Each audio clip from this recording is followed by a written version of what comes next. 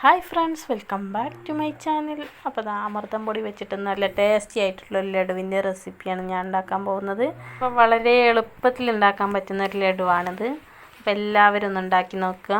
അപ്പോൾ അതിന് മുമ്പ് എൻ്റെ ചാനൽ ആദ്യമായിട്ട് കാണുന്ന കൂട്ടുകാരുണ്ടെങ്കിൽ ലൈക്ക് ചെയ്യുക, ഷെയർ ചെയ്യുക, സബ്സ്ക്രൈബ് ചെയ്യുക.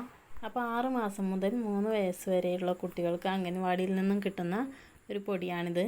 അപ്പോൾ ലഡു ഉണ്ടാക്കാനായിട്ട് നമുക്ക് വേണ്ടത് 3 ഏലക്കായാണ് ഞാൻ എടുത്തിട്ടുള്ളത്. ഇനി ഇതിലേക്ക് വേണ്ടത് അമൃതം പൊടി, തേങ്ങ ചിരകി വെച്ചത്, പിന്നെ ശർക്കര കൂടി വേണം കേട്ടോ. ഈ പൊടി ഒന്ന് വറുത്തെടുക്കാനായിട്ട് ഒരു പാൻ അടുപ്പത്ത് വെച്ചിട്ടുണ്ട് കേട്ടോ. ഞാൻ പാൻ ഒന്ന് ചൂടായി വന്നതിന് ശേഷം അമൃതം പൊടി നമുക്കതിലേക്ക് ഇട്ട് കൊടുക്കാം. എന്നിട്ട് ലോ ഫ്ലെയിമിലിട്ട് നന്നായിട്ടൊന്ന് വറുത്തെടുക്കാം. അപ്പോൾ ലോ ഫ്ലെയിമിലിട്ട് തന്നെ വേണം കേട്ടോ അതൊന്ന് വറുത്തെടുക്കാനായിട്ട്, അല്ലെങ്കിൽ വേഗം ഇത് കരിഞ്ഞു പോകും. ഒന്ന് ഇളക്കി കൊടുത്തുകൊണ്ടിരിക്കണം കേട്ടോ, അല്ലെങ്കിൽ ഇത് ചില ഭാഗങ്ങളൊക്കെ ഒന്ന് കരിയാൻ സാധ്യത ഉണ്ട്. അപ്പോൾ ഇതെല്ലാ ഭാഗത്തുകൂടി ഇളക്കി കൊടുത്തുകൊണ്ടിരിക്കണം. അപ്പോൾ ഈ പൊടിയെല്ലാം നന്നായിട്ട് വറുത്തെടുത്തിട്ടുണ്ട്. ഇനി ഇത് ഫ്ലെയിം ഓഫാക്കാം. എന്നിട്ട് ഇതിലേക്ക് തേങ്ങ ചിരകിയത് ചേർത്ത് നന്നായിട്ടൊന്ന് ഇളക്കി കൊടുക്കാം. അപ്പോൾ ഇത് ഇപ്പോൾ തന്നെ കഴിക്കാനുള്ളതായതുകൊണ്ട് തന്നെ തേങ്ങ വറുത്തെടുക്കുന്നൊന്നുമില്ല കേട്ടോ. അപ്പോൾ പൊടി വറവായി വന്നതിന് ശേഷം ഫ്ലെയിം ഓഫാക്കണം, അല്ലെങ്കിൽ പൊടി കൂടുതൽ വെന്താൽ അതിൻ്റെ ടേസ്റ്റ് മാറും. ഇനി ഇതിലേക്ക് വേണ്ടത് ശർക്കരയാണ്. ശർക്കര ഇല്ലെങ്കിൽ പഞ്ചസാരയും ചേർക്കാവുന്നതാണ്. ഇതിലേക്ക് ശർക്കര കുറേശ്ശെ ഒഴിച്ചു കൊടുക്കാം. ഒരു ബോൾസ് ആക്കി എടുക്കാൻ പാകത്തിന് ശർക്കര ഒഴിച്ചു കൊടുക്കാം.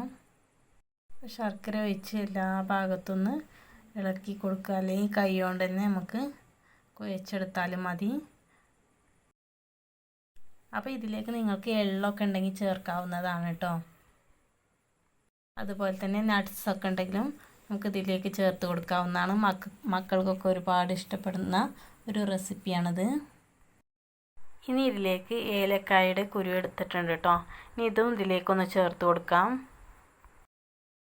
അപ്പോൾ ഇതിലേക്ക് തേങ്ങ ചേർക്കാതെ ഉണ്ടാക്കാവുന്നതാണ്.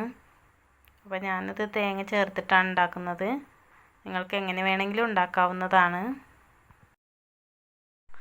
ഇനി നമുക്ക് ഈ അമൃതം പൊടി എല്ലാ ഭാഗത്തുനിന്ന് കുഴച്ച് ഇതിൻ്റെ വെള്ളമൊക്കെ പാകമാണെന്ന് നോക്കുക.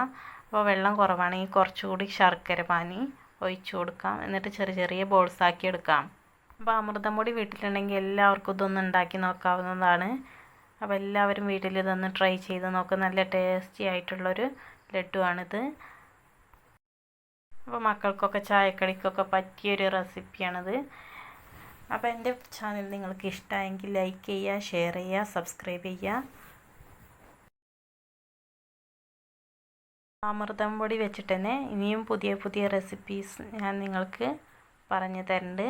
അപ്പോൾ എൻ്റെ ചാനൽ എന്തായാലും നിങ്ങൾ സബ്സ്ക്രൈബ് ചെയ്യണം, ഷെയർ ചെയ്യണം, സപ്പോർട്ട് ചെയ്യണം. Thank you for watching.